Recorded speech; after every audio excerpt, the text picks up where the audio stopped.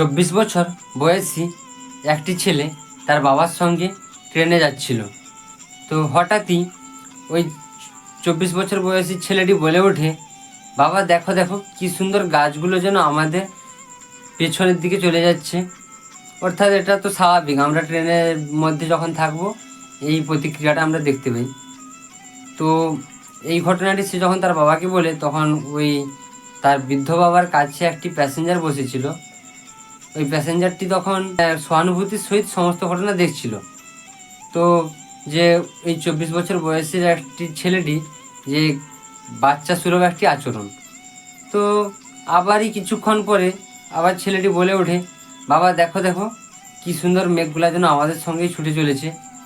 তো এরপর আর ওই প্যাসেঞ্জারটি যে ছিলেন উনি আর স্থির থাকতে পারলেন না। তিনি বলেই ফেললেন যে আপনার ছেলের এই বাচ্চা সুলভ আচরণের জন্য আপনি কেন ডাক্তারকে দেখাননি কিংবা ভালো হসপিটালে নিয়ে যাননি। তখন বৃদ্ধ বাবাটি বললেন, আরে আমরা তো হসপিটালেই গিয়েছিলাম, আমরা হসপিটাল থেকেই ফিরছি। আসলে আমার ছেলেটি জন্ম থেকেই অন্ধ, তো সে জীবনে কখনো চোখে কোনো কিছুই দেখতে পায়নি, এই সুন্দর প্রাকৃতিক দৃশ্য দেখতে পায়নি।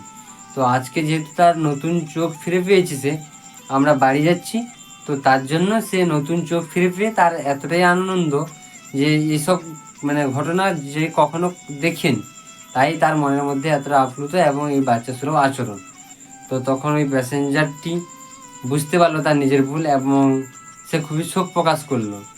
তো আসলে বন্ধুরা এরকমই যে আমরা আমাদের সমাজে অনেক মানুষকে না বুঝে গালিগালাজ দিয়ে দিই কিংবা অনেকের সম্পর্কে অনেক কিছু বলে দিই, কিন্তু আসলে ওর মনের মধ্যে কি চলছে বা কি ঘটনাটা ওইখানে ঘটছে ওইটা আগে বোঝার চেষ্টা করি। ওইটা আগে না বুঝে আমরা অনেক মানুষকে খারাপ ভাবি, অনেক কিছু বলেও ফেলি।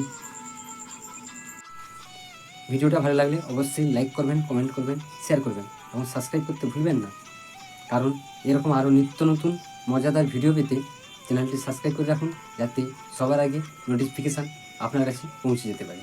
ধন্যবাদ।